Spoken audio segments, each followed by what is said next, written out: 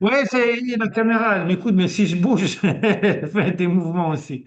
Ok, donc on va faire comme on fait d'habitude, ok? Donc pas besoin de montrer, on va faire les pieds tranquillement. Ah, super, si on peut voir plus ou pas, peut-être. Ah, je vais faire différemment. Je vais faire de temps en temps, je vais utiliser cette caméra. De temps en temps, je vais utiliser l'autre caméra. Là, à mon avis, ça va bien marcher. Donc je vais utiliser ça. Voilà, comme ça va vraiment bien marcher. Ok, donc pour les pieds, on peut faire, c'est facile. Donc on fait comme d'habitude. Ouais. Ok, voilà, très bien. Et hop, de l'autre côté. Donc, l'idée, c'est de travailler les chevilles, hein. Si vous voyez bien, j'essaie de montrer. Travailler les chevilles. Voilà. Faire en sorte de faire clic, clic, clic de tous les côtés. Ok, très bien. Ok. Ensuite, on vient prendre le pied. Alors, du coup, je vais le grandir un peu comme ça. C'est pas prêt, je vais finalement pas m'en sortir. Et on tend la jambe. Voilà, très bien.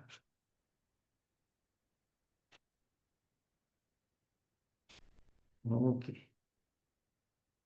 super. Ça, c'est la première partie. Deuxième partie.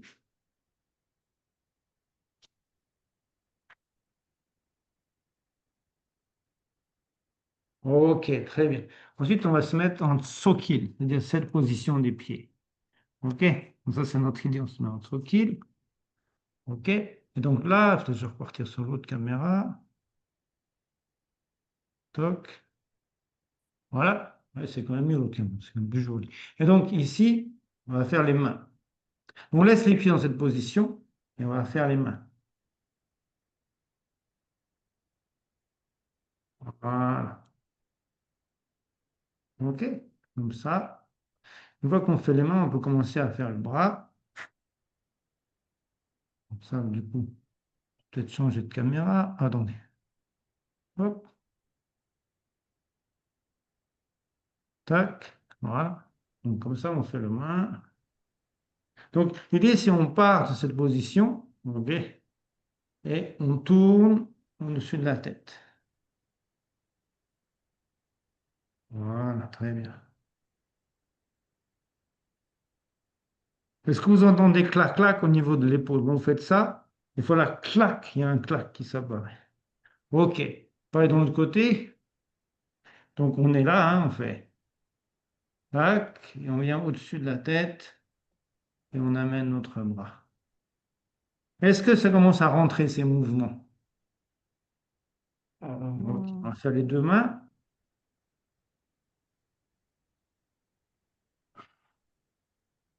là, j'ai du mal.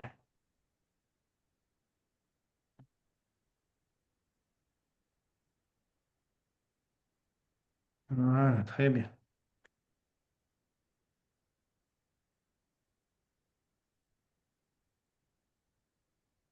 Ok, ça on a fait ce mouvement-là. Ok, on va faire l'autre mouvement. Donc l'autre mouvement, c'est ce mouvement-ci.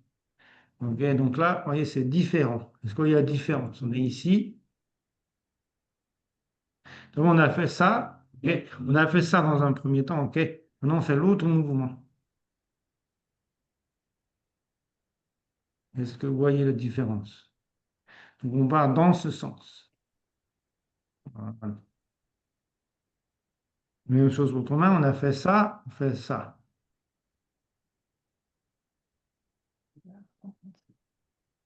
Voilà, très bien. Donc maintenant on avait fait ça, maintenant on fait ça. Oui, différent, hein, vous voyez bien la différence, hein. Ok.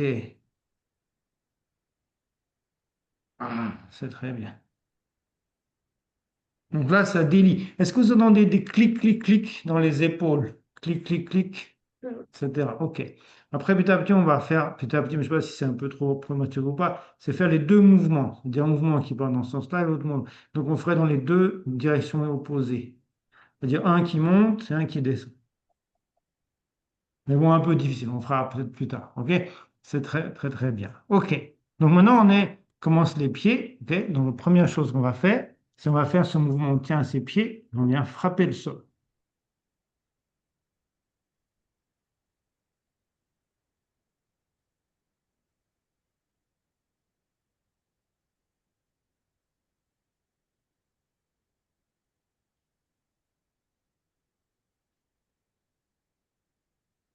Très bien.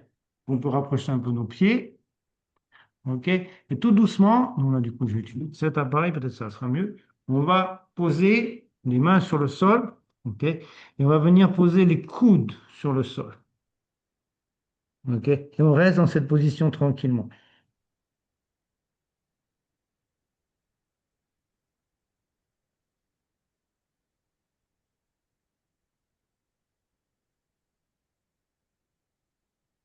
Donc, pensez à détendre le dos, relaxer tout le corps.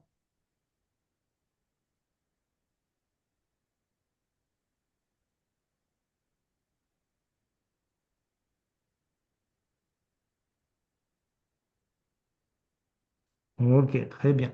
Donc là, on remonte un peu. On va avancer d'une main. C'est-à-dire la main était sur le sol comme ça. On amène la paume et on avance d'une main. OK? Donc, je monte. Donc on était comme ça, par exemple. Regardez, on avance une main. Donc, le plus précisément, donc on était comme ça. On fait ça. On avance une main. Et on pose les coudes sur le sol.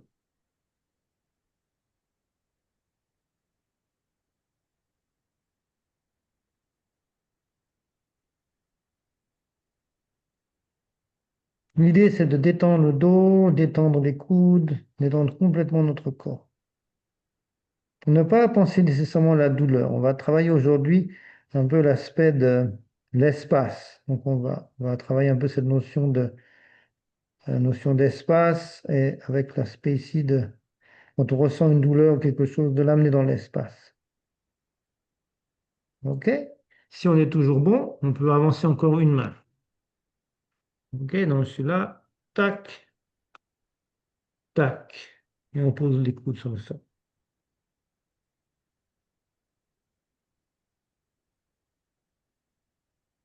Détendez-vous bien, le dos tranquillement.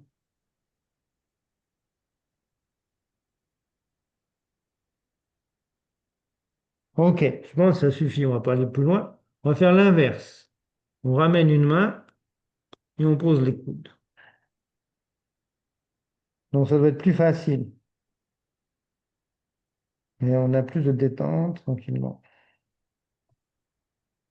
OK, c'est pareil.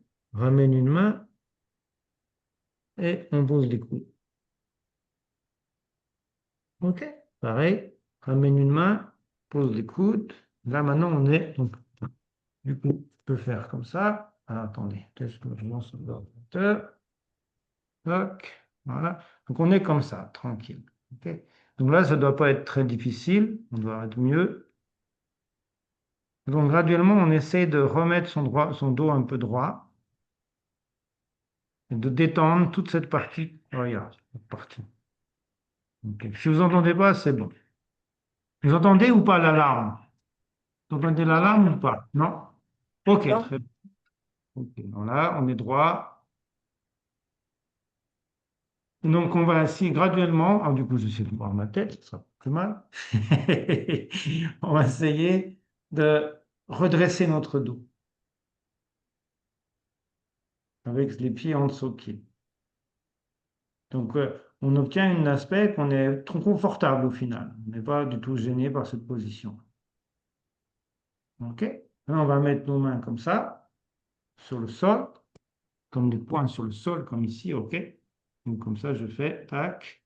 Et on va souffler l'air de manière un peu violente.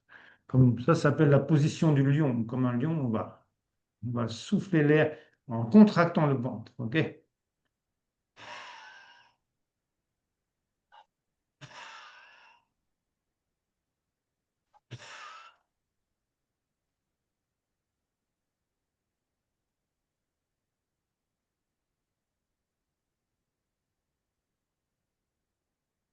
OK, je pense que c'est pas mal. OK, ensuite, on arrive au deuxième travail. On va travailler pour le lotus. Donc, vous voyez bien, je laisse de l'espace. Il y a de l'espace ici. OK? Et je viens poser mon genou, mon pied sur le genou. OK? Et l'idée, on va faire comme ça, c'est de descendre sur ce pied, tranquillement. OK? Une fois qu'on est descendu sur le pied, on vient poser le pied naturellement sur le genou et on descend au milieu. OK? Une fois on a descendu au milieu, on vient sur le côté droit. OK? Quand on a fait ça, OK, on va faire pareil, on va mettre le bras, l'épaule sur le pied. Voilà, les deux côtés.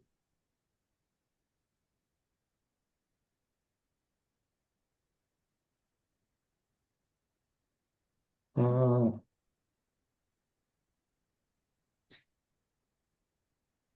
OK, très très bien, très très bien. Fais la même chose de l'autre côté. OK, donc pas le pareil, donc on pose le genou. Là, on vient sur ce pied-là.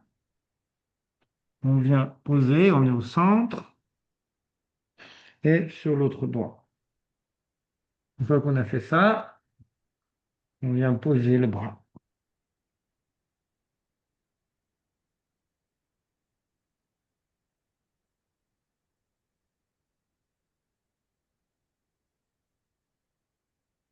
OK, super, génial, génial, génial. OK, on peut changer de caméra, ça sera plus joli. Tac. Hop, il se réveille. C'est magnifique. OK, et donc là, on va faire simplement le lotus. Du coup, je vais montrer avec ça. Oui. Donc, on va faire ça, si je change de caméra, donc, bon, je trouve un peu de technique un peu mieux au niveau de la caméra. Bon, on va venir. OK, donc le lotus, l'idée c'est, on prend son pied, OK, on le met, on tient le pied, regardez bien, je tiens le pied, je montre, j'attrape le pied, on tient notre pied, on le tient bien, OK, et on va amener l'autre pied très tranquillement, hein, pas de mouvement violent, la jambe est pliée naturellement, et on amène le pied naturellement. OK?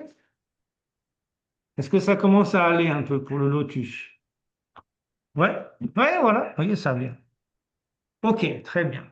Donc là, on change de caméra. Voilà, tout de suite, c'est un Nicolas, on se croirait à Hollywood. Ok, bon, on va nous plaisanter un peu. Ok, donc on va faire comme ça. Euh, non, c'est pas ça. Ah non, moi, je ferais comme ça. Voilà, comme ça. Tout le monde se voit bien. Ok, très bien. Et donc, on va faire notre travail qu'on fait habituellement sur le souffle, hein, l'expulsion des souffles. Donc, toujours ça, c'est un aspect très important qu'on doit faire, c'est penser, on élimine tous les souffles viciés, toutes les choses négatives, etc. Comme on a parlé la dernière fois, principalement, choses qui vont opacifier l'esprit et qui vont le rendre isolé quelque part, de penser qu'on est le seul, qu'on est tout seul, etc. C'est ça qu'on va éliminer tranquillement. OK? Vous connaissez la technique.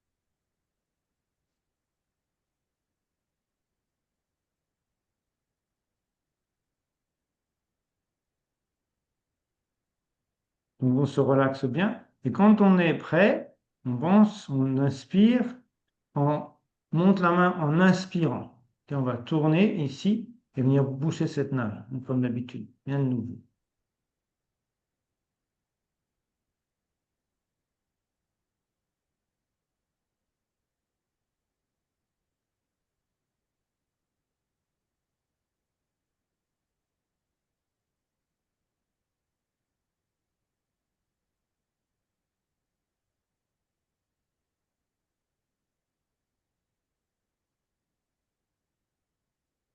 Donc j'inspire et je vais expirer.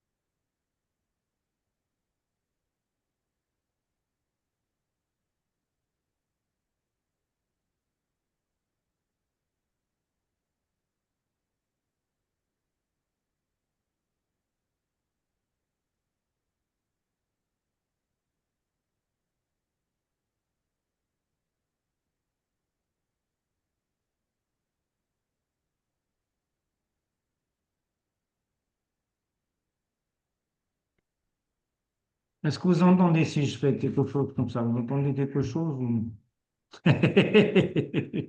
Ok. Moi, j'aurais tout essayé pour le son. Ok, très bien. Donc, on va faire le travail comme on fait d'habitude. Ouais, du coup, c'est l'autre, telle caméra. Ok. Ok. Ok. Donc, on va faire ce travail comme on fait d'habitude. On vient poser les mains comme ça. Ok. Donc, et le sol. On donne bien le dos. Ok. Et on va, attention, hop, on va se lever. Enfin, on va pas se lever. On va ouvrir les mains, monter les mains en inspirant. Ok. Donc, on expire complètement.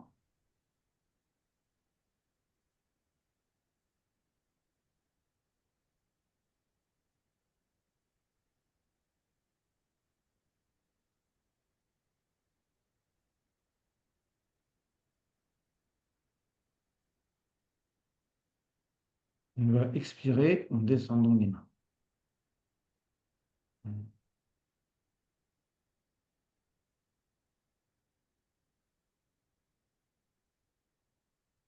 Ensuite, on va faire comme ça. On vient ici et ici, ok? Et on va faire des mouvements vers le bas.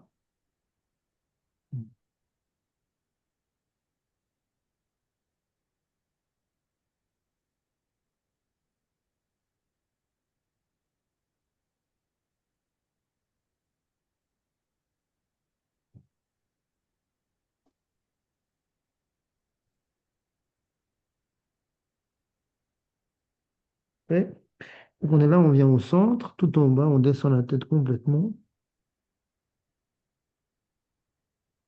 Et on va se lever uniquement avec la force des bras, en inspirant.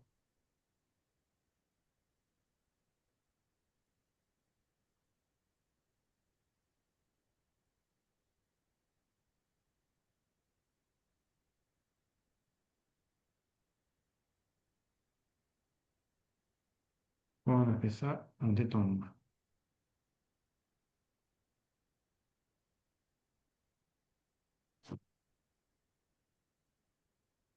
Ok, très bien.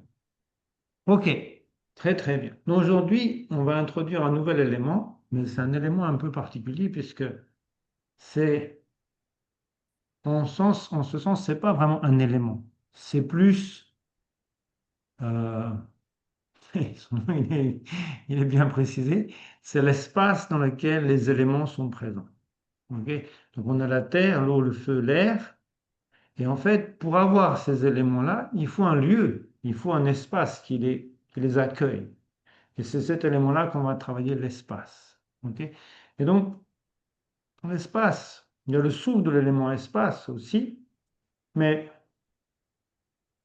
c'est un peu subtil, parce que premièrement, l'espace est lié à l'esprit. L'esprit, c'est-à-dire qu'on voit ici, on a vu l'élémentaire, c'est le corps physique, hein, c'est la chair, les os, la lymphe, tout ce qu'on a vu, enfin tout cet aspect, pardon, peut-être pas la lymphe, mais les tendons, les muscles, tout cet aspect-là, la peau, etc., tout ça, c'est l'élémentaire. Les éléments eau sont les liquides, c'est-à-dire l'aspect ici, justement la lymphe, le sang, la bile, la salive, etc. Et aussi cet élément liquide est lié avec les émotions, beaucoup d'aspects émotionnels, hein, c'est les larmes, c'est la sueur, c'est tout ça. Dès qu'on est dans une certaine émotion, il y a un liquide nécessairement qui sort. L'aspect larmes, que ce soit la sueur quand on est en colère, etc. Donc on est lié beaucoup avec l'aspect des émotions.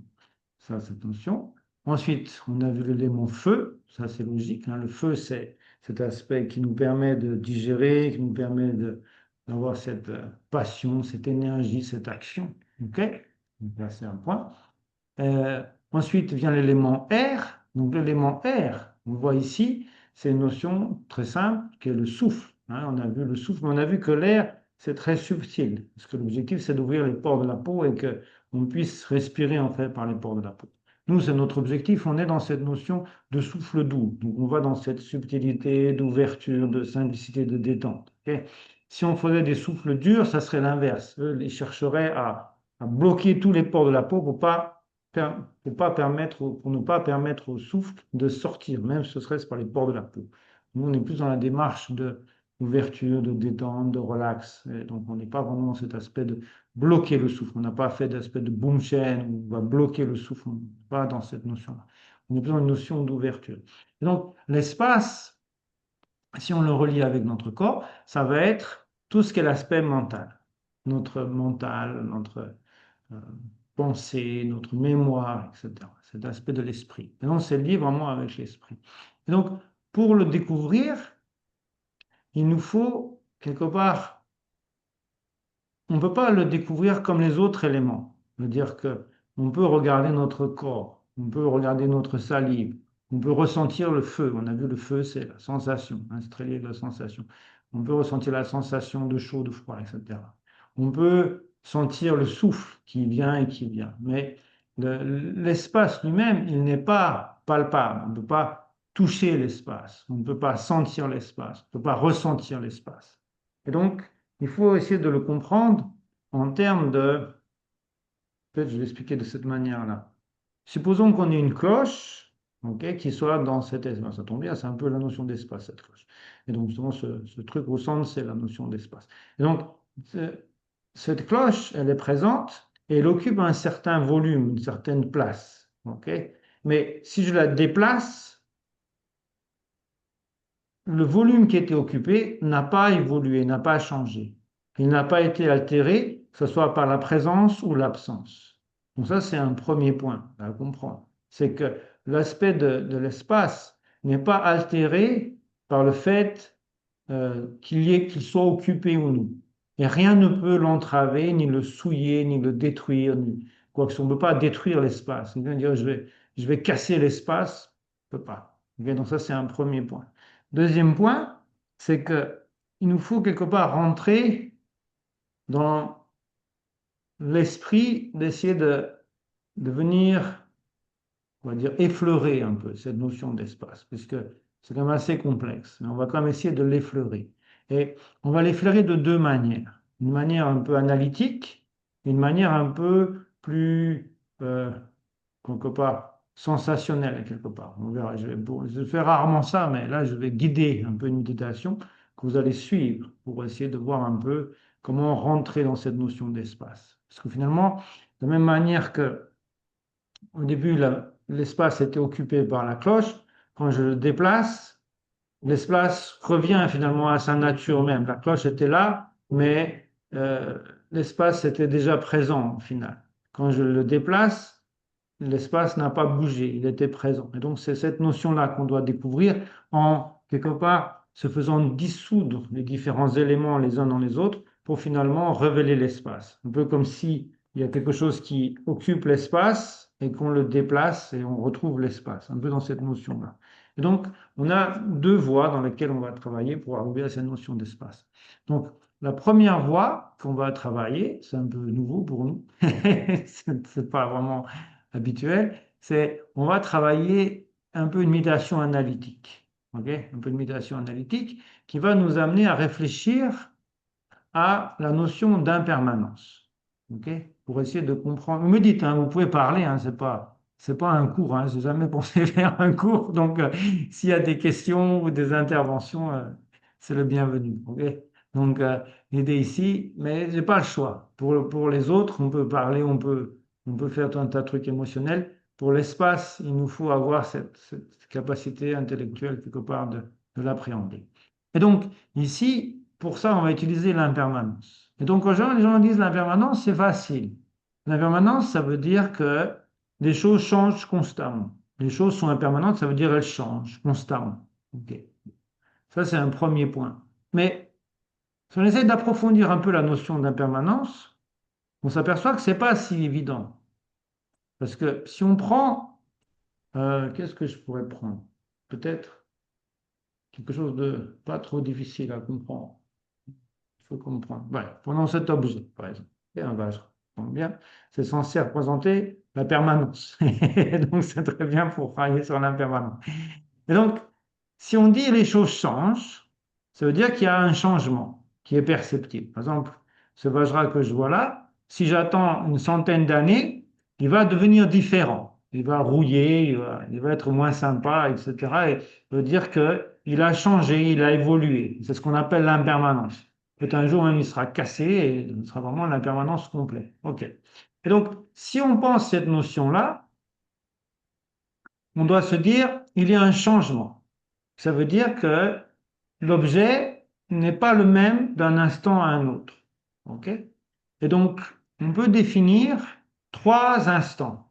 OK? Un instant qu'il existe dans le passé, OK? Un instant dans le présent, un instant dans le futur. Prendre simplement passé, présent, futur. OK? Et donc, l'idée, c'est que au moment donné où le Vajra est présent, et dans le moment du présent, le Vajra du passé a cessé, n'est plus. Okay. C'est ce qu'on appelle le présent. C'est-à-dire, si je pense à des choses passées, bonnes ou mauvaises, peu importe, elles ont cessé, elles ne sont plus. Okay. C'est pour ça qu'on appelle le passé. Donc on peut se dire que au moment du présent, c'est ça notre réflexion, au moment du présent, le Vajra du passé a cessé d'être présent dans ce que nous on appelle le continuum espace-temps. Okay. Et de même manière que quand il est dans le présent, le Vajra du futur n'est pas encore présent, n'est pas encore là. Il viendra plus tard, puisque c'est le présent. Okay. Et donc, on a le passé, le présent, le futur. Et dans la notion d'impermanence, il nous dit que comme le Vajra du passé a cessé, comme le Vajra du présent va cesser pour donner lieu au Vajra du futur, à chaque instant, ces différents Vajras du présent, enfin du passé, du présent et du futur, cessent d'être pour donner la place au Vajra suivant. Okay. Et donc, si on réfléchit de cette manière-là, et qu'on applique le même raisonnement au niveau du passé, le passé, on peut aussi le découper en trois étapes.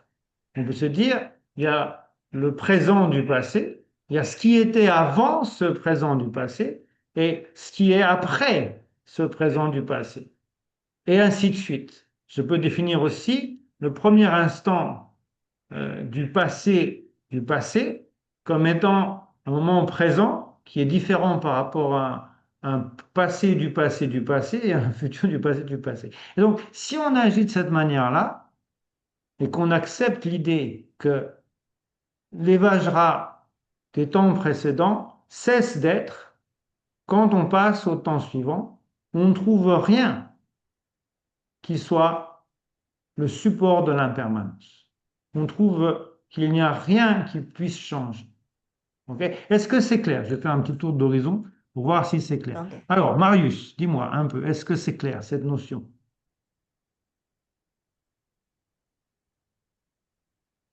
Ah, on n'entend pas. On n'a pas de son, on n'a pas de son. Là.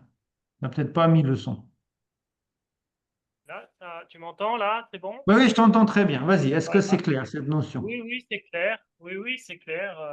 Oui, Ok. est-ce qu'on peut dire par exemple que un objet, du coup, en fait, ouais, il n'existe jamais vraiment Il si n'existe on. jamais vraiment. On ne trouve rien qui supporte le changement.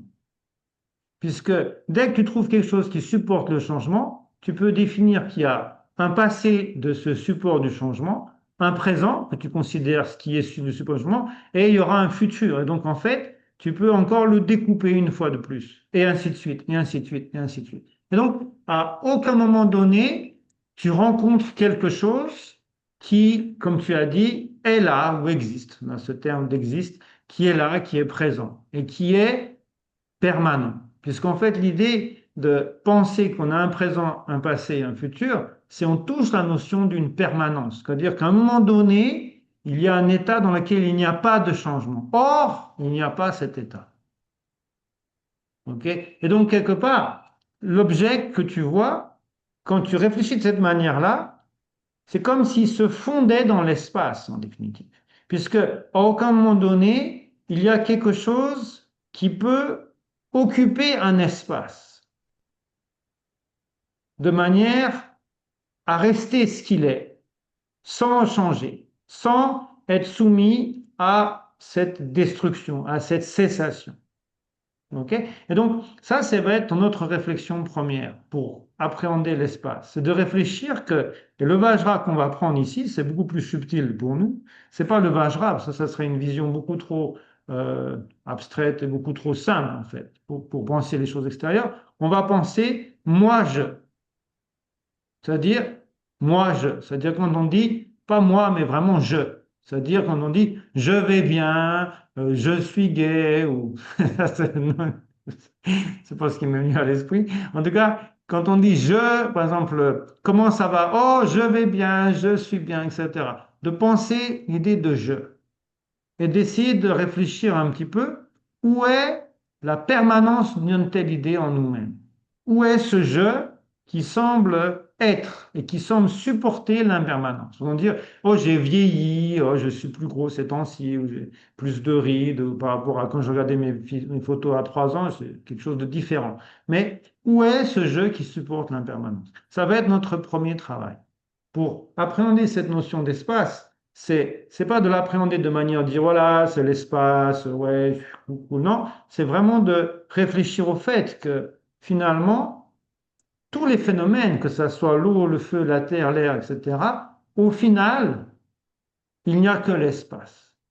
Il n'y a que l'espace qui réellement est dans cet aspect, entre guillemets, d'une certaine permanence, c'est-à-dire du fait que finalement, on ne trouve rien qu'on puisse attraper. C'est comme si tous les phénomènes, quels qu'ils soient, notamment le je, moi, je, se dissous quelque part dans l'espace. Quand on essaie de l'attraper, on a un passé de cet instant, un présent de cet instant, un futur de cet instant, et on va dire, OK, c'est pas grave, je vais attraper le passé, et je vais dire, là, j'ai attrapé un truc, non, il y a encore un passé, un présent, un futur, pas de problème, je vais attraper le passé du passé. Et finalement, à la fin, on n'attrape rien du tout. On se retrouve dans l'espace. Et donc, toute cette notion de matérialité, de solidité, de blocage, de tout cela, finalement, s'évanouit complètement. Et on se retrouve dans une situation où on se dit, mais ce que je vois par rapport à ce qui est, ça n'a absolument rien à voir. Puisque moi, je conçois que les choses, certes, je l'ai dit impermanentes, mais elles doivent être à un moment donné quelque chose, à un moment donné dans le temps. Dans le temps, elles doivent être une chose. Or, on ne trouve rien. C'est cette notion-là qu'il nous faut un peu appréhender. Je vais faire un autre tour de raison. Marilyn, est-ce que c'est clair, cette notion? Oui, seulement avec l'histoire des sensations, on se solidifie, et, enfin, ce qui me concerne, et donc on prend tout comme extrêmement Voilà, comme réaliste. solide, comme réel, etc. Mais si Ouais. on analyse un peu, on prend un peu de recul, c'est ça la méditation, si on prend un peu de recul, on essaie de voir où est-ce qu'il y a quelque chose qui est solide. Et si c'est solide, est-ce que ça peut résister à cette décomposition du passé, du présent, du futur? Est-ce que quand on dit que une fois qu'on est présent, le passé a cessé d'être, le futur n'est pas encore présent. Et quand le présent cessera, le futur sera. Et donc, avec cette notion-là, qu'est-ce qu'on attrape au final? C'est ça notre réflexion. Demander à Florence, est-ce que c'est clair, Florence? On a l'air en grande Oui, hésitation. pas expérimenté. Euh, Moi, j'ai l'impression que l'espace, c'est tout ce qui n'est pas. Je sais pas comment expliquer. C'est plus subtil que ça. C'est-à-dire, l'idée, c'est ce qu'on essaie de comprendre, c'est que notre vision de la matérialité, en disant que les choses changent. C'est notre façon de voir l'impermanence, en disant les choses changent, elles sont impermanentes. Mais si on accepte l'idée de l'impermanence, ça veut dire que les choses cessent d'être quelque chose pour devenir autre. Est-ce que c'est clair, cet aspect-là? Oui. OK. Et donc, si elles cessent d'être quelque chose pour devenir autre, à quel moment cessent-elles de cesser d'être? Réponse, jamais. Elles sont toujours en train de cesser d'être quelque chose, sans jamais être à aucun moment donné. Et c'est là Ouais. où on trouve la notion d'espace. C'est-à-dire que nous, on donne une continuité aux choses. Enfin, notre Mhm. esprit a besoin de donner une continuité aux choses, alors qu'en fait, Non, il n'y a pas de bah, il y a. continuité possible. Non. Il n'y a pas de continuité possible. Pourquoi? Parce que s'il y avait une continuité, ça veut dire qu'il y a quelque chose qui vient du passé pour arrêter dans le futur, ou dans le présent. Ce n'est pas vrai. Est-ce que vous pouvez montrer maintenant quelque chose qui vient du passé? Réponse non.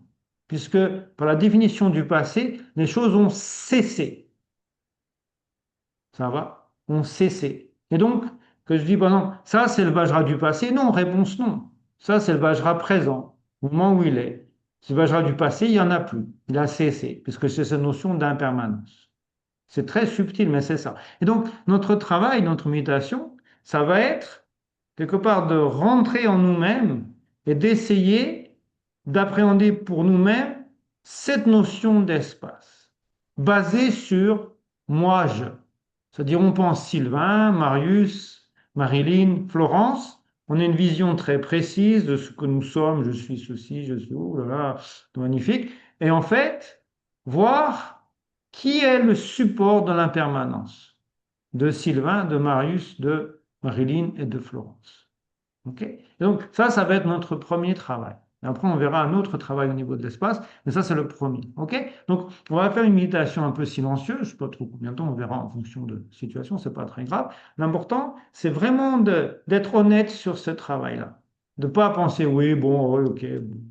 En permanence, tout le monde connaît. Non. De vraiment, vraiment, vraiment, vraiment essayer de découvrir une personne qui est le support de l'impermanence, de ce que nous considérons être nous-mêmes.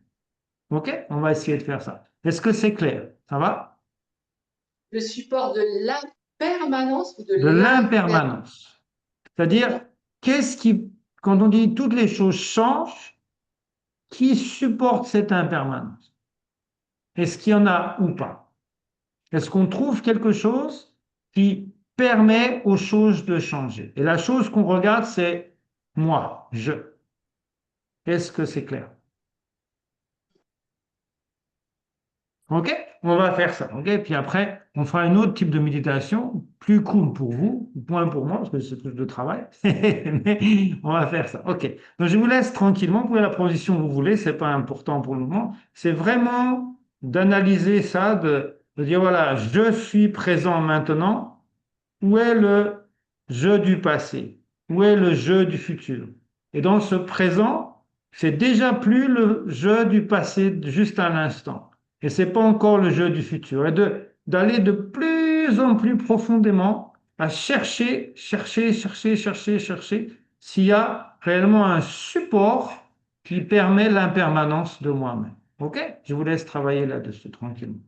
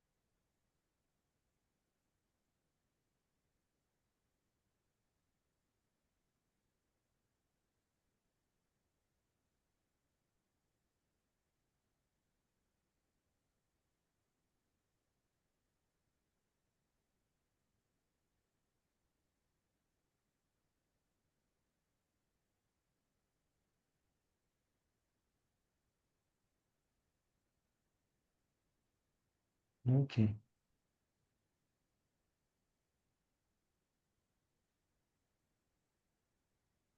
Ok. Alors, on va faire un petit tour de table. Marius, comment ça a été cette méditation?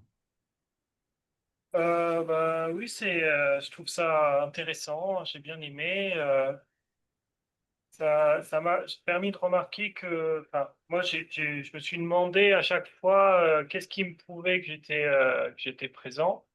Et Mhm, à chaque fois, enfin, ça se dérobe en fait, ça se dérobait en fait. mhm, Et du mhm, coup, j'ai l'impression que ouais, c'était un peu quelque chose qui à chaque fois se dérobait comme ça et qui se débouchait un peu mhm. sur rien. Et que par contre, j'avais plein de pensées qui arrivaient. Mhm. Ça, c'est très intéressant. En fait, c'est un peu une autre manière d'arriver à la détente. Parce qu'en fait, la détente, jusqu'à maintenant, on a pensé, je suis tendu. C'est mon corps qui est tendu. Mais en fait, c'est un premier aspect. C'est le temps, le gui. C'est-à-dire, en fait, au début, on dit le, si on se détend. Mais après, plus on va profondément dans cette notion de détente, en fait, il y a une saisie beaucoup plus subtile qui est présente, c'est la saisie de l'esprit. Saisie de penser que je suis quelque chose, qui soit indépendant, permanent, etc. Et en fait, si on lâche ça, là, il y a vraiment la détente puisque on ne peut plus rien tenir de quoi que ce soit. Et donc, c'est un aspect beaucoup plus subtil de détente. C'est un peu cette notion-là. Ok, très bien. Marilyn, comment s'est passée cette méditation? Bien, moi je pense que c'était un peu superficiel ce que j'ai fait, mais ça m'a permis de me dire que si on réalisait ça vraiment, eh ben, on serait jigmé, sans peur. Il n'y a plus de raison d'avoir peur de quoi que ce soit, Oui, puisque voilà, voilà. Oui, c'est juste, c'est juste. C'est-à-dire que toutes les souffrances, toutes les tensions, les tourments qu'on peut avoir sont basés sur rien, si ce n'est cette saisie de penser qu'on est quelque chose qui a étendu, a souffert, va souffrir, va être quoi que ce soit. Et en fait, si on réalise vraiment notre situation, on trouve rien de ça. Il n'y en a pas. Et donc, c'est, comme vous dites, réaliser, c'est un terme que j'aime pas trop personnellement. C'est juste de voir les choses telles qu'elles sont. On peut réaliser ou pas, peut-être, mais l'idée, c'est simplement de voir les choses telles qu'elles sont. On n'est pas en train de s'imaginer, est-ce que je vis ça, est-ce que je le vis pas. Non, honnêtement le chercher et voir ce qu'il en est. Et donc, c'est pour ça, ces termes de réalisation, on a toujours l'impression que c'est lié à des grands méditants, etc. Et que nous, on est juste là pour faire semblant, un peu comme des enfants à la maternelle, etc. Et on imite quelque chose. C'est pas juste. C'est pas vrai. Dans le sens où on a en nous toutes les capacités de voir les choses telles qu'elles sont. Normalement, est-ce que on a le chemin qui nous permet d'avoir les méthodes pour pouvoir voir les choses telles qu'elles sont? Mais réaliser, c'est simplement voir les choses telles qu'elles sont. Seulement voir dans un premier temps et finalement les vivre telles qu'elles sont. Et comprendre que notre souffrance, notre tourment, notre peur, vous avez du juste, notre peur, nos angoisses, nos inquiétudes, tout ça, c'est basé simplement sur une saisie, sur une crispation de penser que nous sommes quelque chose qui ne change pas à un moment donné. Or, on ne trouve rien. Comme a dit justement Marius, ça se dérobe tout le temps. Et donc, si on cherche celui qui est énervé ou celui qui est blessé ou celui qui est abusé de je ne sais pas quoi, il se dérobe tout aussi de la même manière. Et donc, en fait, il n'y a plus rien qui nous touche quelque part, puisqu'il n'y a rien qui peut être touché, au final, puisqu'on n'a rien découvert qui puisse être touché ou frappé à un moment donné. OK, donc, pensez pas trop à cette notion de réalisation. Pensez juste, je vais faire honnêtement ce travail, de réfléchir en moi-même où est le support de l'impermanence. OK? Et donc, ça, c'est vraiment important, cette notion. Où est le support de l'impermanence? Où est-il? Est-ce que je peux l'attraper? Ou est-ce effectivement, comme disait Marius, il se dérobe constamment? OK, très très bien. Florence, on vient vous voir. Alors, comment s'est passée cette méditation? Alors moi au début j'ai regardé un peu ce qui se passait au niveau du corps.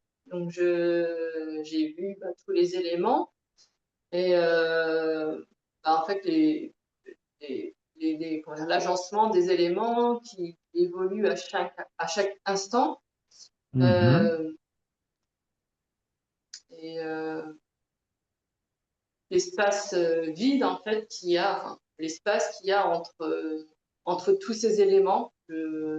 C'est quelque chose qui est toujours présent, mais qui change tout le temps. Oui, mais notre travail, c'est de trouver, quand vous dites qu'il change tout le temps, où est le support du changement? Ouais. Où est le support du changement? S'il y a un changement, ça veut dire qu'il y a quelque chose qui change. Et quand ça change, ça veut dire qu'il y a un présent, un passé et un futur de cet objet qui change. Et maintenant, si je ramène cette réflexion en disant que quand le présent est là, le passé a cessé et le futur n'est pas encore. Et donc, cette réflexion, je peux l'amener au niveau du passé. Je vais trouver un présent du passé, un passé du passé et un futur du passé, et ainsi de suite. Et au final, quand on dit les choses un peu de manière simple, en disant, ouais, toutes les changent constamment, les choses changent, voir qui est le support de l'impermanence. Ok, c'est bien, c'est pas mal. Mais c'est intéressant, parce que ça fait une belle transition sur la prochaine méditation. Donc, la prochaine méditation, c'est très facile pour vous, vous n'avez rien à faire. Juste, moi, je vais parler, au niveau du temps, oui, je vais parler, et vous allez simplement essayer de vivre ce que je raconte. Je ne le fais pas souvent, hein, je ne fais pas ça, mais là, dans ce cas-là, c'est mieux de le faire, parce que ce sera plus facile pour vous. Donc, vous pouvez mettre une position tranquillement, et moi, je vais raconter des choses, et vous suivez tout simplement ce que je raconte, et essayer de vivre chaque situation, pas comme une manière un peu intellectuelle, mais vraiment de le vivre, vraiment de le vivre, de vivre ce dont je suis en train de parler. Ok, on est reparti. Donc, je vous mets un peu de musique. Vous entendez pas? Je sais pas pourquoi, c'est très bizarre. Les sons de la voix, ça marche pas, ça marche pas compris. Mais en tout cas, c'est pas très grave. Ok, donc vous détendez tranquillement.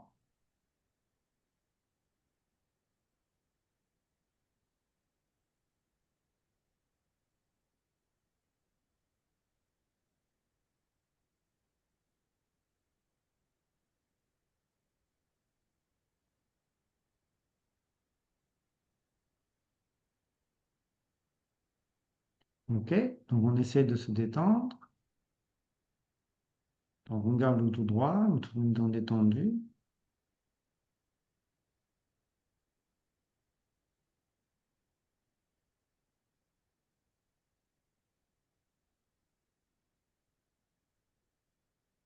Et on va penser à nos différents éléments. De l'élémentaire, toutes les choses matérielles de notre corps, les os, les muscles, nos dents, tous les différents aspects, les tendons, la chair, et le fait de se sentir présent, quelque part, pesant, même dire, sur ce sol, et de sentir que nous avons cet élémentaire qui est une partie de nous-mêmes.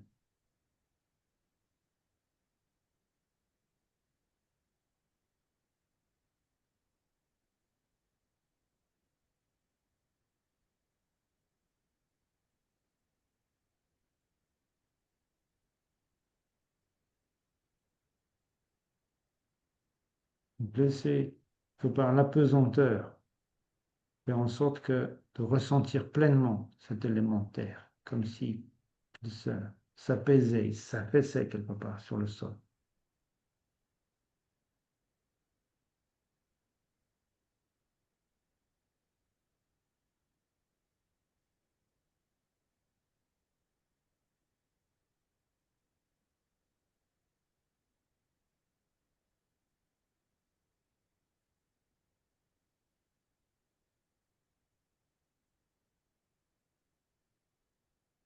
Ok. Ensuite, beaucoup plus subtil, mais tout aussi essentiel, nous avons l'élément eau, c'est-à-dire nous devons penser par exemple notre sang. On n'est pas forcément conscient, mais on peut ressentir les battements de notre cœur et ce mouvement du sang qui vient vers les poumons, vers tous les organes du corps, etc. Tout ce mouvement du liquide, d'autres liquides tels que les urines, la bile, la salive, qu'on peut ressentir dans notre bouche, etc. Nous avons tout un aspect liquide, fluide, mouvant quelque part dans notre corps. Nous essayons d'être conscients de ce flux incessant à travers notre corps. On peut ressentir dans le battement de notre cœur, pensant qu'à chaque battement, ce n'est pas juste un bruit, tac, tac, mais que c'est un mouvement de fluide, comme une vague qui monte, qui fait en sorte que notre corps est irrigué. Donc on est ainsi conscient de cet aspect liquide, notre aspect eau.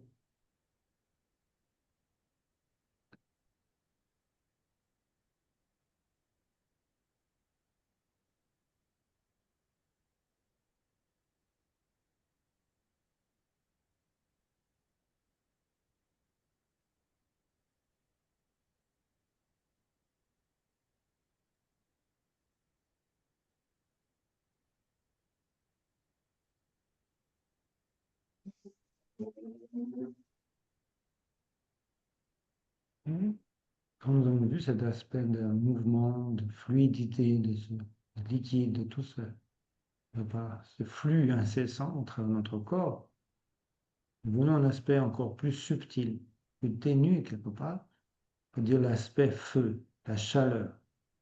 Pour vous, moi, il fait très chaud ici, donc ressens bien cette chaleur. Le corps, il n'est pas froid, il est chaud. Il a la capacité de brûler, de digérer, etc. Donc on a en nous un élément feu très présent qu'on doit ressentir. Donc essayer de vivre cet élément feu, de vivre cette chaleur, de vivre le fait que nous sommes, nous sommes en vie et nous sommes pleins de cette énergie, de chaleur, de feu.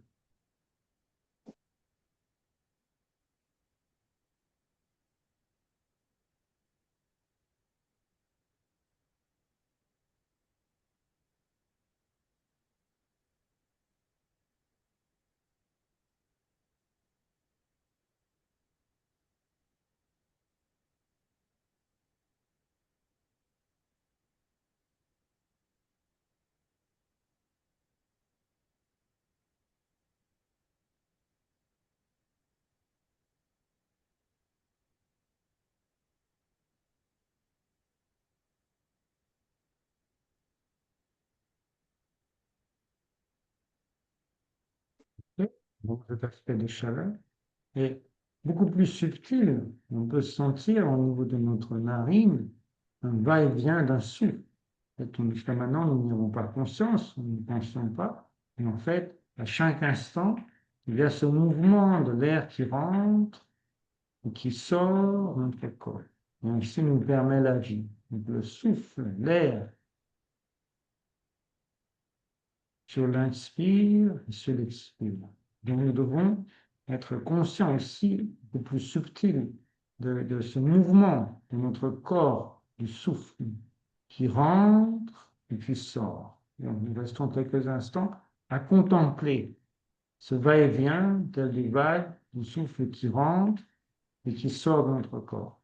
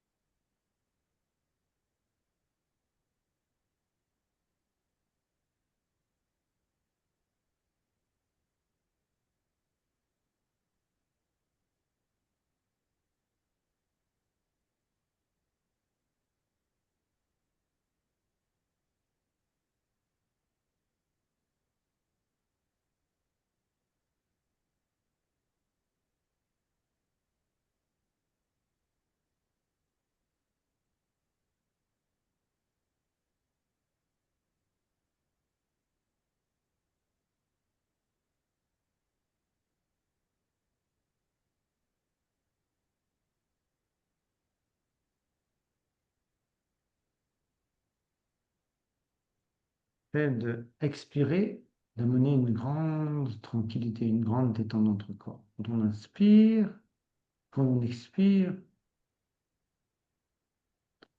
cet expire avec ce souffle permet de, quelque part, apaiser tous ces différents éléments, un peu comme ralentir cet aspect un peu euphorique du feu, ce fluide un peu tumultueux de l'eau, et surtout l'aspect de la terre qui prend toute sa pesanteur, qui se pose, se détend totalement sur le sol grâce à l'inspire et l'expire.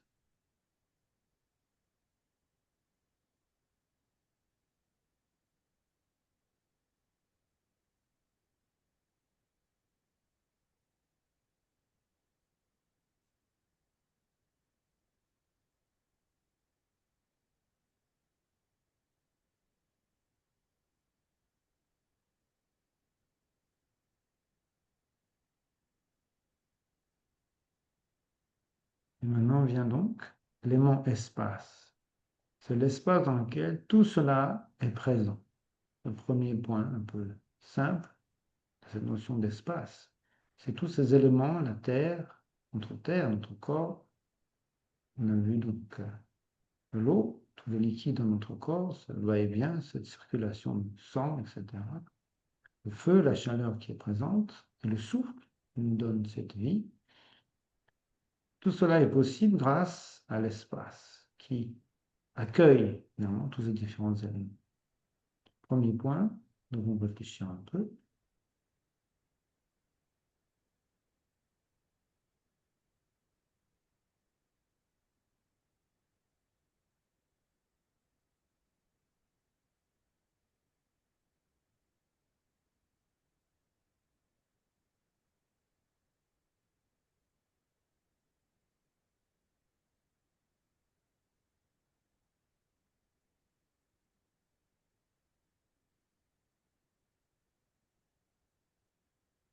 Donc, en ressentant quelque part cet aspect d'espace, cet accueil qui est présent, on touche quelque part du doigt la notion d'espace, mais beaucoup plus subtil. Tous ces éléments sont voués au changement. L'air change, notre corps change, évolue. Le va-et-vient, comment ça s'appelle, la circulation du sang, de la bile, des éléments, fait que, en aucun moment il est identique, il est en perpétuel mouvement. Ok. Le feu aussi, cet élément feu, comme un feu qui brûle, il brûle et à un moment donné, il s'épuise, il s'amenuise. Et donc ici, on voit cet aspect de changement, de mouvement aussi au niveau du feu, et bien évidemment le souffle. On a l'inspire, on a l'expire. Et à chaque instant, il y a ces deux mouvements. Il n'y a pas d'arrêt, il n'y a pas de temps où on n'est pas en train finalement d'évoluer, de changer. Que ce soit au niveau de la terre, que ce soit au niveau de la circulation du fluide, que ce soit le feu, que ce soit l'air, on est constamment dans ce changement. Et si on cherche quel est le support, ou quelle partie ou élément de tout cela reste identique à lui-même, ne serait-ce qu'un instant, on ne trouve rien. On ne trouve absolument rien. Tout se dérobe quelque part. L'élémentaire ne peut pas être appréhendé. La circulation incessante de l'élément eau fait qu'il n'y a pas d'un moment donné où elle est identique à elle-même. Le feu de même, le va-et-vient du mouvement du souffle fait que, comment on trouve une permanence, un état qui ne change pas. Et donc, en réfléchissant de cette manière-là, quand on voit les éléments se dérober, finalement, quand on essaie de les attraper, on contemple petit à petit la notion d'espace.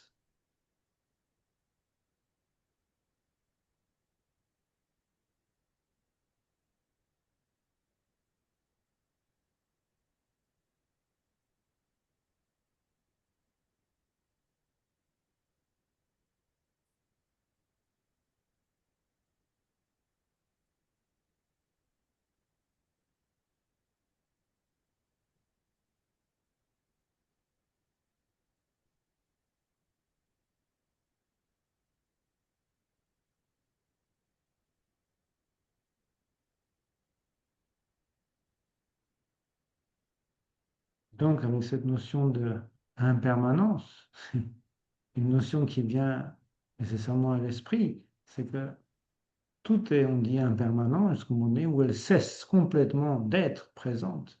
C'est-à-dire ici, on va penser quand nos éléments ne sont plus à même de soutenir notre vie, d'être un support pour notre esprit. Donc, c'est le moment de la mort, ce qu'on appelle. Donc, aussi, au moment de la mort, l'équilibre subtil qui existait entre ces différents éléments est brisé. Il y a des éléments qui vont prendre le pas, qui vont prendre le dessus par rapport à d'autres et amener une élimination, un affaiblissement et finalement une extinction complète de différents éléments. Donc on va commencer par cet aspect-là, au moment de la mort, où l'élément eau est en déséquilibre. Un peu comme une crue, quelque part, cet élément eau, ce fluide qui était un flux régulier, nécessaire à la vie, devient incontrôlable. Et donc, penser que notre corps, cet élément eau, devient totalement incontrôlable, devient complètement, il déborde complètement. Il déborde si bien que il va éteindre l'élément feu. Donc l'élément feu, le fait de ce débordement de l'élément eau, s'amenuise complètement. Il est comme éteint. Donc on essaie de vivre cet instant où notre feu, l'énergie de notre corps, cette chaleur corporelle se trouve totalement submergée par l'élément eau, l'élément liquide. Notre corps se refroidit, devient froid comme de la glace. Il n'y a plus de feu qui l'anime. Il est totalement sous l'emprise de cet élément eau. Nous méditons quelques instants sur cette situation.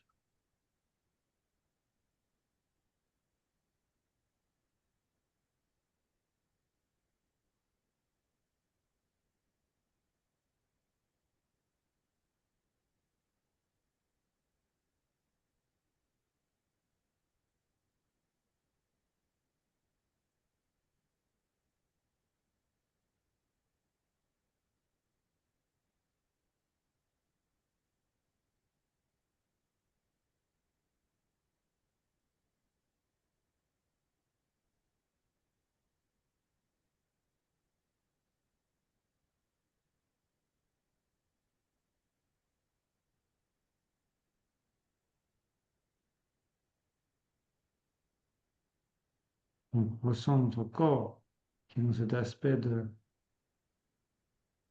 glacial. Il n'y a plus de feu qui l'anime.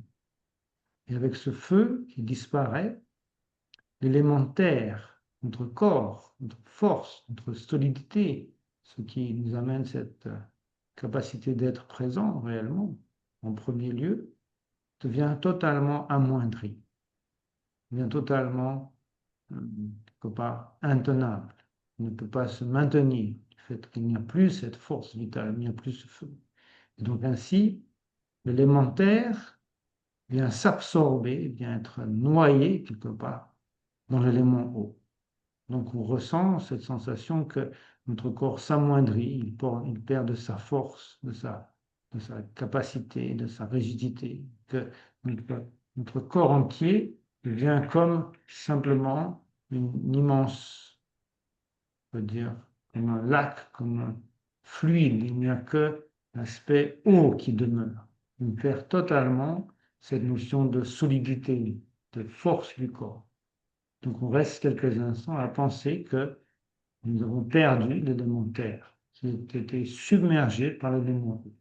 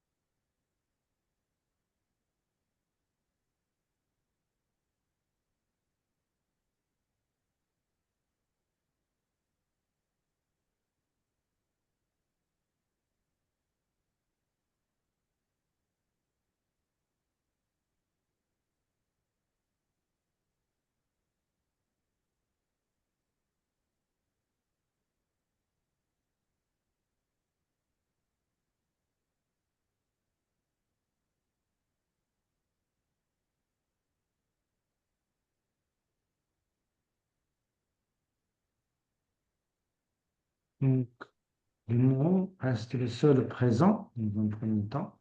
Maintenant, il y a un autre déséquilibre qui s'opère. L'élémentaire n'étant plus présent pour maintenir, pour contenir quelque part l'air, l'élément du souffle, l'air devient totalement incontrôlable, immaîtrisable.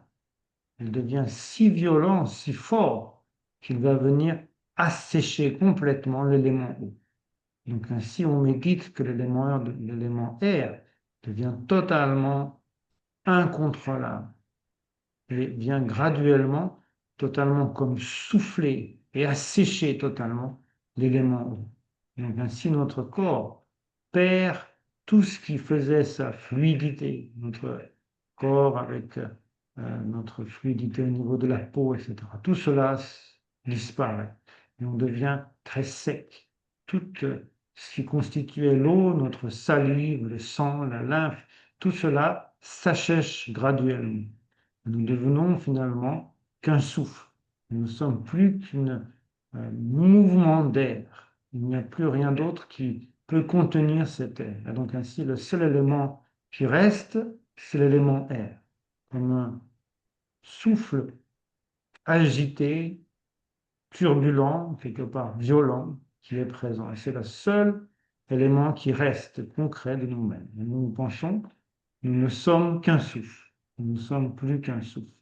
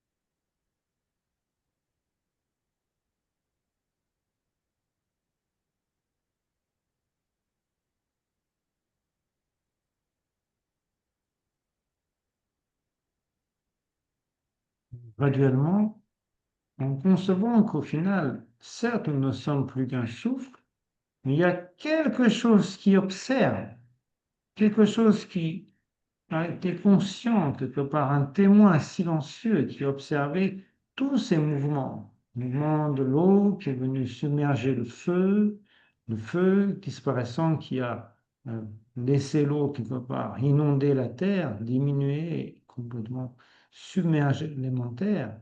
Et finalement, cet élémentaire n'étant plus présent, l'élément souffle, déchaîné, l'élément air a asséché complètement, éliminé complètement l'élément eau.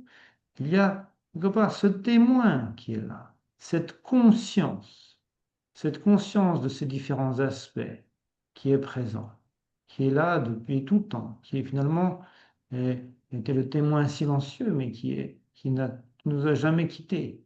Et donc maintenant, cet élément souffle, cet élément air, s'absorbe dans ce témoin silencieux. Donc l'élément air cesse d'être turbulent et vient dans cet aspect subtil de la conscience des aspects qui ont été observés jusqu'à maintenant. Nous restons dans cet aspect où l'élément air se dissout dans la conscience des aspects.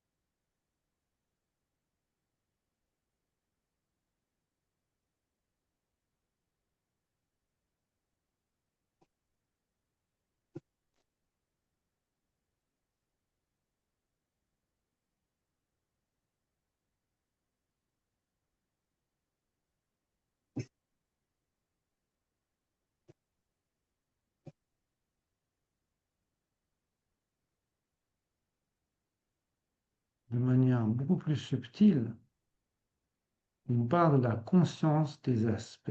C'est une conscience qui naît, qui apparaît pour observer un aspect, quelque chose, dévester la terre, tous les différents éléments qui se sont absorbés les uns dans les autres. Et quand l'élément souffle, finit de s'absorber complètement, qu'est-ce qu'il reste à observer? Il n'y a plus rien à observer. Et donc cette conscience des aspects qui observait le souffle s'absorbait graduellement dans cette conscience. Quand le dernier souffle, le dernier aspect très subtil, presque impalpable de ce qui nous constituait, vient s'absorber dans cette conscience des aspects, elle cesse d'être en tant qu'observateur d'aspects. Mais elle ne cesse pas pour autant. Elle est toujours présente. Plus en tant que conscience qui observe un aspect, mais simple conscience, pure conscience.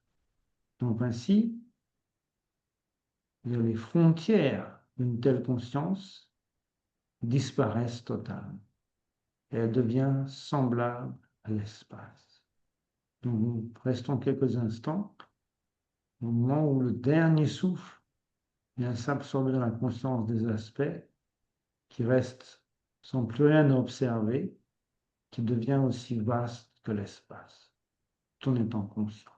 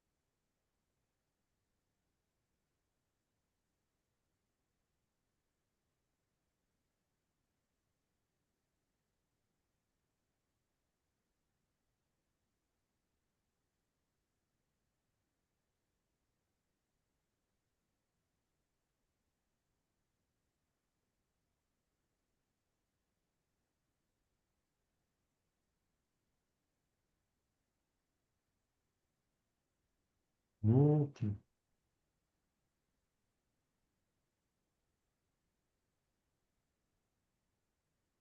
Ok. Alors, on va faire un petit tour d'horizon. Alors, on commence par Marius. Comment c'était cette méditation? Ah, tu n'as pas de son, tu n'as pas de son. Attention. C'est-à-dire ah oui, oui, j'ai bien aimé. J'ai pas, oui, j'ai réussi à, ouais, j'avais un sentiment un peu de vertige à la fin, en fait, et Mhm. mais j'ai pas réussi à me maintenir longtemps enfin, dans la conscience des éléments. Mais ça m'a fait ouais, ça m'a une sensation un peu de vertige et ouais, d'absence. C'était agréable en même temps. Ouais. Donc, ça, c'est un point très important. Quand on parle de l'espace, c'est ce dont on entend ici. C'est-à-dire qu'en fait, l'espace, on ne peut pas le différencier de notre esprit, puisque notre conscience, pour nous, elle est, comment on pourrait dire, dans notre tête. Mais en fait, où? Où elle est dans notre tête. Et nos éléments, ils limitent quelque part notre conscience dans cette position, dans cette vision-là, parce je suis là. Ok. Mais en fait, si ces éléments s'éliminent, il n'y a plus pour l'esprit à observer quoi que ce soit. Et donc la seule possibilité pour lui, c'est d'être l'espace. Et en fait, il l'a toujours été. Et donc, graduellement, c'est d'appréhender notre conscience, pas seulement en termes de conscience d'aspect qui observe quelque chose, c'est que quand c'est là, il naît au moment où il est là et il disparaît quand ça disparaît, mais comme étant cette capacité sous-jacente à l'esprit d'appréhender les choses, et qui est comme l'espace, semblable à l'espace. Donc c'est là où on touche le point de l'espace. On ne peut pas le toucher autrement, puisque l'espace, c'est vraiment lié avec cette notion de l'esprit. Quand on a dit tout à l'heure, l'élément espace est lié à l'esprit, on pense notre pensée, notre mémoire et tout ça. Certes, c'est le premier point, c'est la conscience des aspects, conscience qui naît du fait de quelque chose qui se manifeste et qui disparaît quand elle disparaît, mais sous-jacent, il y a ce qu'on appelle en tibétain yeshe, yé pas. Cette conscience qui est tout le temps présente, qui n'a jamais cessé d'être, et qui ne peut pas être définie en dehors de dire aussi vaste que l'espace ou comme l'espace, etc. Donc c'est vraiment le point, quand on parle de l'espace, c'est vers cette direction qu'il faut aller. Ok. Donc c'est pour ça, on est obligé, comme on a fait tout au début, pour comprendre l'espace qui était recouvert par la cloche, c'est d'enlever la cloche et de comprendre qu'il y avait un espace qui le permettait d'être dans ce lieu. De la même manière, pour découvrir l'espace, il nous faut enlever tous ces éléments, s'absorber les uns dans les autres, et pour découvrir finalement l'espace qui les permettait d'être présents, petit à petit. Ok. Alors, on va aller voir Marilyn. Comment c'est passé? Vous connaissez ça déjà, on avait déjà vu ensemble. Oui, C'est ça pas fait du nouveau. bien. Ça fait du bien. Ça fait du bien, en fait. Il faudrait tout le temps faire ça, encore et encore, ce que je ne fais pas malheureusement, parce que ça amène vraiment une grande détente. Voilà, c'est ça. Ça, c'est très, très bien cette parole. C'est la détente, elle est dans cette idée-là. C'est-à-dire qu'on cherche à se détendre, je veux me détendre, je veux me détendre. Et en fait, tant qu'il y a je veux me détendre, il n'y aura jamais de détente, puisqu'il y a toujours ce je qui reste une crispation au final. Et donc, si on élimine la terre, l'eau, le feu, l'air et hop, l'espace, il n'y a plus rien qui veut détendre quoi que ce soit. Et donc, on veut ne être que détendu. Oui, c'est très bien, c'est vraiment dans cet esprit. Donc, vous pouvez le faire encore et encore, hein, c'est pas, il n'y a pas Oui, de oui, contre-indication. C'est vraiment de prendre conscience que, à un moment donné, ça va devenir une réalité, on le veuille ou non. On parle de la mort comme étant une fatalité, etc. Mais c'est simplement cette situation où les éléments se dérèglent, où ils ne sont plus à même de maintenir notre esprit et que ils partent les uns dans les autres, et ce qui reste, c'est finalement que la conscience de l'esprit, qui est comme l'espace. Et donc, si on peut le vivre dans la vie, au moment donné où ça se passe réellement dans la mort, et En fait, ça se passe chaque jour dans le sommeil. Le sommeil, il y a ces étapes qui sont présentes, qui permettent à ce qu'on appelle le corps de l'état de rêve d'être, en fait, d'être le support de la conscience du rêve. Ça se passe à chaque nuit, il y a cette dissolution qui se passe. Donc, c'est pourquoi il est important, en tant que méditant, d'être conscient de ça et de l'accueillir, peut-être pas avec joie, mais bon, comme une chose naturelle, comme une chose, euh, oui, ça va devenir une réalité. C'est-à-dire comment je suis là, mes éléments sont équilibrés, qui permettent de mon esprit d'être dans cette situation-là. À un moment donné, ça sera plus le cas. Et donc, ok, je l'accueille. Je n'ai pas besoin d'avoir peur. Je sais très bien ce qui se passe. Et, ok, je l'accepte. Et après, c'est pas une fin en soi, hein. Le bouddhisme dit on repart pour un tour, on essaie d'être utile dans une autre situation avec un autre corps, etc. Et donc, c'est pas grave, c'est juste une étape avant un nouvel changement, avant une nouvelle on dirait incarnation, des choses comme ça. Ou peut-être pas, si on devient directement un Bouddha, on est tranquille. Mais bon, même le Bouddha, il va quand même essayer d'être utile d'une manière ou d'une autre. Il va se manifester physiquement, soit par un corps un peu, on va dire un peu éthéré, un corps qu'on appelle le Sambhogakaya, soit concrètement avec un corps physique, le Rupa-Kaya. Ok, Florence, comment s'est passée cette méditation? Bah, au final, c'était très agréable. Alors, au début, quand même, une appréhension avec la disparition des éléments. Et Hmm. bon, après, c'était un moment de joie. Et puis, Ouais. après, c'est l'abandon. Enfin, Mhm. une grande détente, en fait. Ok, ok. C'est bien, ce terme de joie, il est sain parce que c'est effectivement ça. C'est-à-dire que la joie, ou même on peut dire la félicité de notre esprit, elle est innée à l'esprit, elle est innée à notre situation finale. Et donc, quand on élimine tout ce qui l'entravait, elle se manifeste spontanément. Donc, on peut ressentir cette joie, cette félicité, cet aspect-là. C'est tout à fait plaisant. OK. Donc, le seul danger, je dirais, c'est il ne faut pas trop s'attacher à toutes ces expériences, que ce soit agréable ou quoi que ce soit, et juste de penser que voilà, tout ce qu'on a comme expérience, ça se dissout aussi dans l'espace. Et donc on reste cool.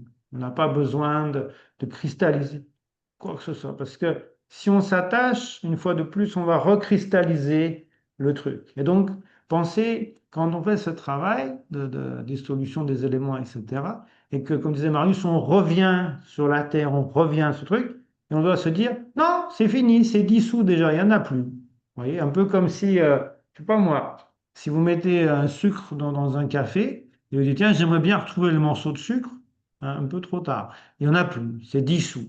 Vous voyez? Donc c'est pareil. Donc Marius, quand il y a un sorte de trottement en arrière, ou tiens, mais si moi je suis quand même concret, je suis. Non, c'est fini, c'est dissous. C'est dissous. Il n'y a plus rien. Tu vois. Tranquille. Et donc on reste juste dans l'espace, tranquillement. OK? Puis après, on le verra. Ça c'est juste une appréhension de l'espace, simplement. Après, si on rentre dans la notion d'esprit, il y a encore d'autres choses plus subtiles qui se manifestent. Mais on est pour moi simplement dans la dissolution des éléments pour découvrir la notion d'espace, hein. C'était le propos de cette méditation ce soir. C'était d'une manière ou d'une autre d'essayer d'appréhender un peu qu'est-ce qu'on entend par espace. On a vu, il y a un phénomène qui est présent, il est grâce au fait que l'espace l'autorise à occuper cet espace, justement. Et si on le retire ou on le met, ça ne change rien. L'espace reste identique. Donc, c'est un premier point très simple. Un autre point un peu plus subtil, c'est le fait de l'impermanence nous amène à cette notion d'espace, puisqu'en fait, comme disait Marius, toutes les choses se dérobent.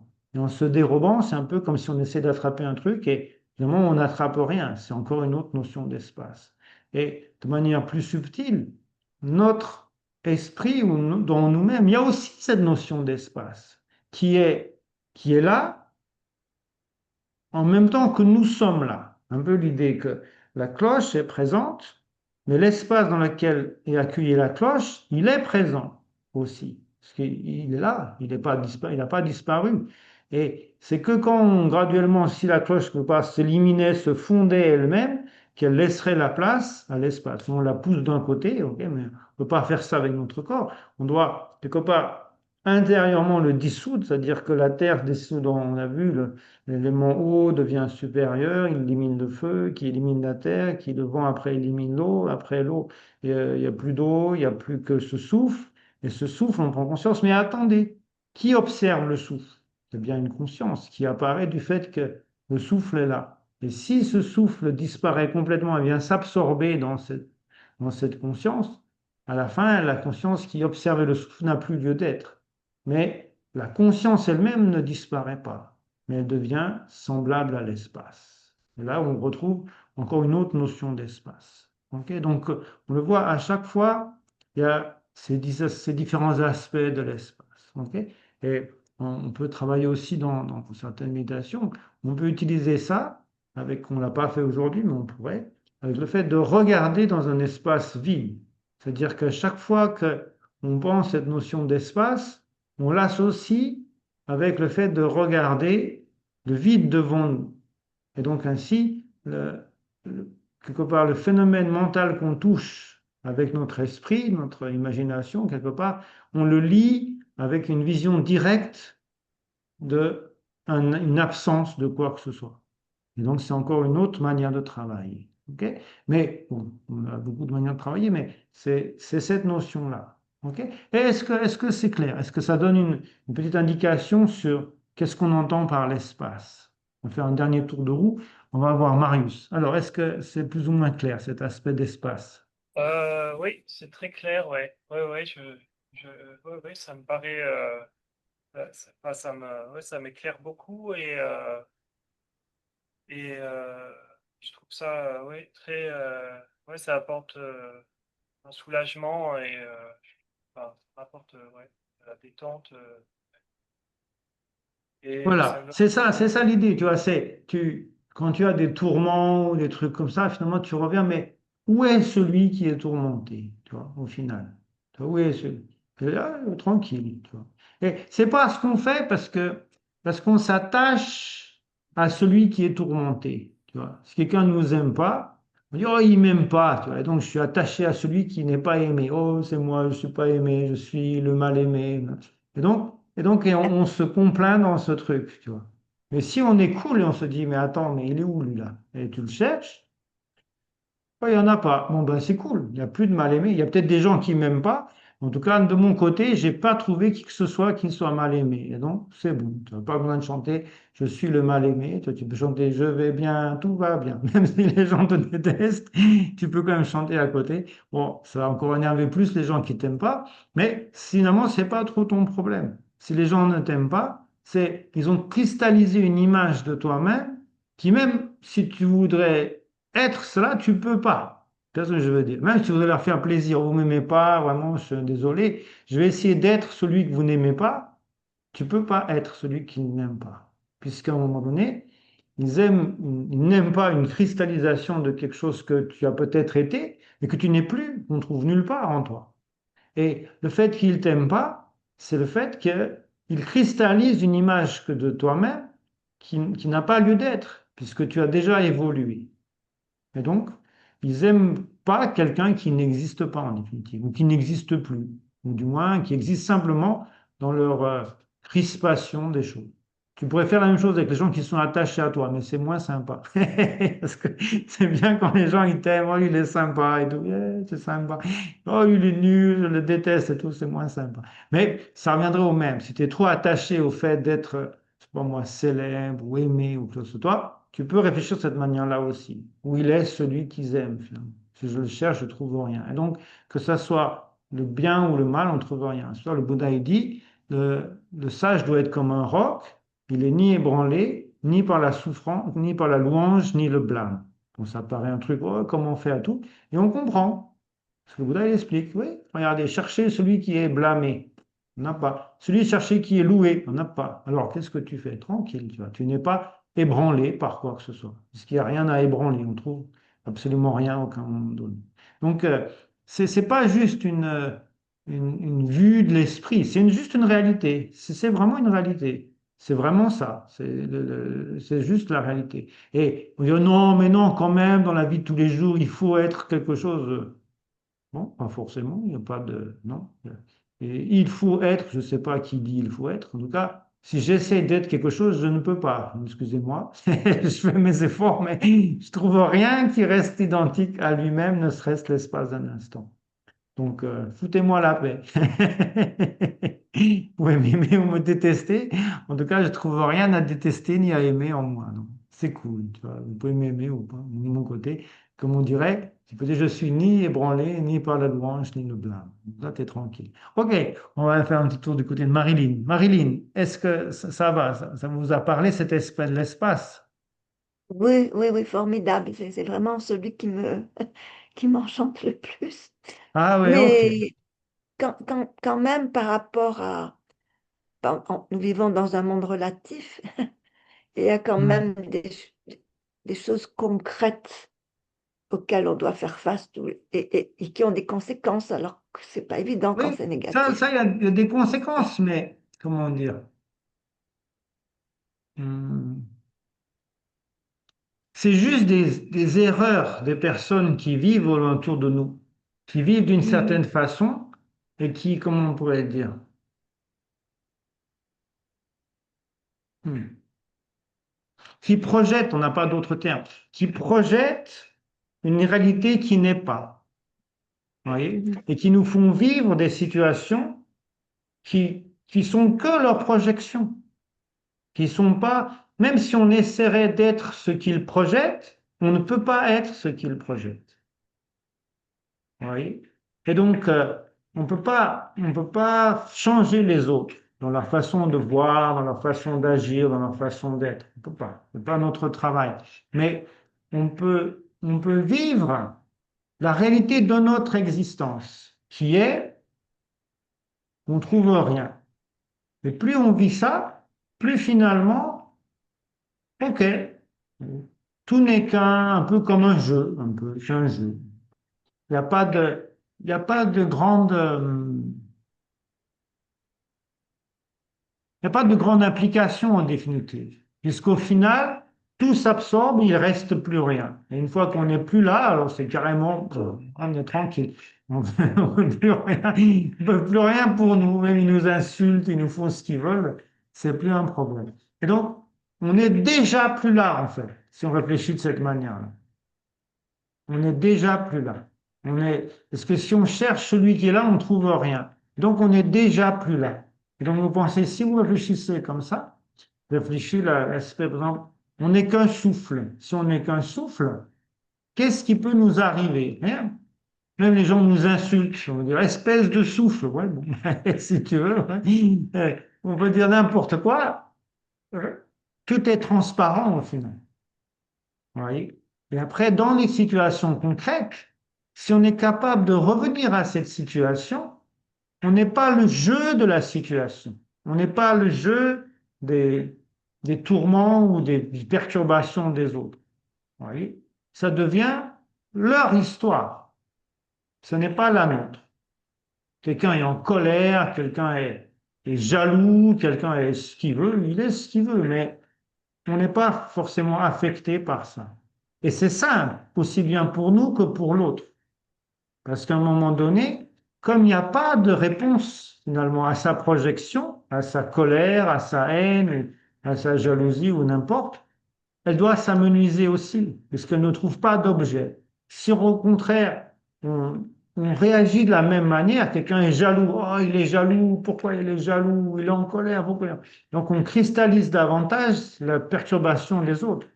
Et ce n'est pas bénéfique, ni pour nous, ni pour autrui. Et donc, on peut jouer un peu le jeu, et dire, ouais, ok, hein, mais à un moment donné, hop, on peut s'évanouir complètement. Et là, il n'y a plus besoin, la personne ne trouve plus d'acte, ne trouve plus de cible à sa colère, etc. Vous voyez? Et donc, à ce moment-là, ça ne peut que s'éliminer en soi. Un peu comme si on tire des flèches dans l'espace, ok, à un moment donné, un, 2, 3, 4, 5, on ne touche rien, on va arrêter, on ne va pas gaspiller des flèches pour rien. En revanche, Si on tire une flèche, si on touche un truc, on y va à fond pour toucher encore davantage. Mais si on touche rien, ça va s'amenuiser. Et donc, c'est cet état d'esprit. C'est pour ça que face à des très grands maîtres, on dit, oui, je l'ai réalisé, on ne peut pas être en colère. On peut pas, il n'y a pas moyen, puisque notre colère ne touche rien. Et on le voit dans le comportement des personnes, dans ceux qui vivent, ça ne touche rien. Et donc, la colère ne peut que s'éliminer également. Ok. Et donc, c'est ces notions qu'il nous faut graduellement apprivoiser comme étant la réalité. Et que les autres aspects que nous on appelle notre monde, la société, le blablabla, c'est juste des cristallisations, des crispations qui amènent effectivement ce que la société, l'angoisse, l'anxiété, le trouble, les tourments, la peine, la souffrance, et j'en passe, c'est des meilleurs. Et donc, l'idée du yogi, c'est quelqu'un qui vit dans la réalité de ce qu'il est. Et dans cette réalité, il trouve la paix, il trouve la joie, il trouve toutes les choses favorables, quel que soit dans l'endroit dans lequel il vit. Parce qu'une fois encore, quand on parle de Dewachen ou des lieux comme ça, où le samsara, le cercle de souffrance, c'est pas lié à un lieu, c'est lié à un agrégat. Vous voyez. Et donc, si on a ces agrégats contaminés, parce que les perturbations, les tourments, etc., font mûrir les actions ou le karma négatif que nous avons en nous. C'est là les conditions pour permettre à la cause de se manifester. Et donc, ce qu'on vit de tourments, de difficultés, etc., c'est en partie grâce ou à cause des perturbations, la projection, la saisie que nous avons. Et donc, si on élimine cet aspect-là, même si en nous il y a des causes de souffrance, elles n'amèneront pas de résultats. Et notre vie sera de plus en plus heureuse. On ne rencontrera pas de difficultés, etc. Et donc, concrètement, on peut dire, c'est un point essentiel d'essayer de vivre cet espace. Et toujours essayer de voir si on est touché ou là, où est celui qui est touché. Quel est le support du mépris? Quel est le support de la louange? Quel est le support du blâme? Oh, il n'y en a pas. Bon, cool alors. Ok, allez, un dernier tour sur Françoise. Merci. Alors, Françoise. Florence, comment ça a été cet aspect de Ouais, l'espace? ouais, bah, ouais, c'était très intéressant à refaire. Mhm. Ok, très très bien. Donc, vous pouvez le faire hein, et encore, d'essayer de vivre cet état. Ok. Et si vous êtes des pratiquants bouddhistes et vous pratiquez une déité, normalement, avant, là, c'est le symbole ici, hein, avant la déité, ça c'est la déité, avant la déité, c'est l'espace. La déité, le palais, tous les différents trucs surgissent de l'espace. Pour ça, c'est le symbole de, je sais pas si vous voyez, il y a un trou, hein, c'est le symbole de l'espace. Et donc, c'est dans cette notion-là. Si vous voulez pratiquer de déité comme Sunrezi ou n'importe quelle déité, au début, il y a cette visualisation qu'on a fait les éléments. Et de là, ça c'est la première étape, il y aura une deuxième. Et la troisième étape, ça va être de se manifester sous la forme de la déité. C'est vraiment, ça surgit de l'espace. Et donc, quand on est une déité, on n'est pas nous-mêmes sous la forme de cette déité comme si on était un costume, mais on a éliminé en fait toute saisie de nous-mêmes, de tout ça. Et la seule chose qui se manifeste, c'est cet espace qui prend cette forme. C'est comme si l'espace devenait matériel, ce qu'on appelle dans certains cas tongjuk, c'est-à-dire la forme vide. C'est formel, mais en même temps, c'est vide. OK? Voilà. Merci beaucoup. Merci infiniment de Merci votre bien. patience avec moi. Et Non, c'est on vous. se retrouve la semaine prochaine. Je serai peut-être en Turquie. Peut-être. Si tout va bien, je serai en Turquie. OK? Ça va. Un peu plus proche de la France, puis après, je serai en France. Finalement, après ce périple, je serai en France. OK. Merci beaucoup. À très bientôt. Merci. À très bientôt. Merci encore. Ben, Merci merci de à votre tous. patience. Merci, merci, Merci merci. à vous.